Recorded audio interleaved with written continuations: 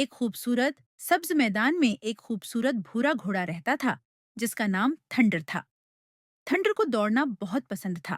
جب وہ تیز دوڑتا تو ہوا اس کے کانوں سے ٹکراتی اور اس کی عیال لہراتی، لیکن دوڑنے سے زیادہ اسے اپنی لال چمکدار گیند سے کھیلنا پسند تھا۔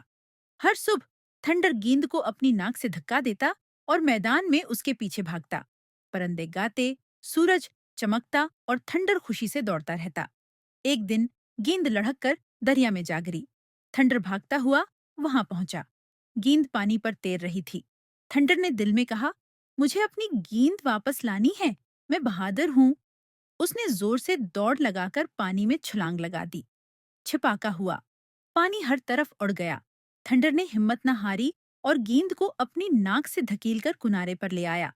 سب جانور تالیاں بجانے لگے۔ اگلے دن بچے کھیلنے آئے۔ انہوں نے پیلی گیند تھنڈر کی طرف پھینکی۔ تھنڈر نے گیند کو پیار سے واپس کیا۔ سب بچے اور تھنڈر مل کر کھیلنے لگے۔ وہ دوڑتا، چھلانگ لگاتا اور ہنستا۔ پھر فارم میں دوڑ کا دن آیا۔ تھنڈر تیار کھڑا تھا۔ سیٹی بجی اور وہ بجلی کی طرح دوڑا۔ اس کے قدموں کی آواز گرج کی طرح تھی۔ وہ سب سے آگے نکل گیا۔ جب وہ جیتا تو سب نے خوشی سے اس کا نام پکارا۔ بچوں نے اسے اس کی لال گیند واپس دی۔ وہ فخر سے گیند کو ہوا میں اچھالنے لگا۔ رات کو وہ ستاروں کے نیچے اپنی گیند کے پاس لیٹا اور مسکراتے ہوئے سو گیا۔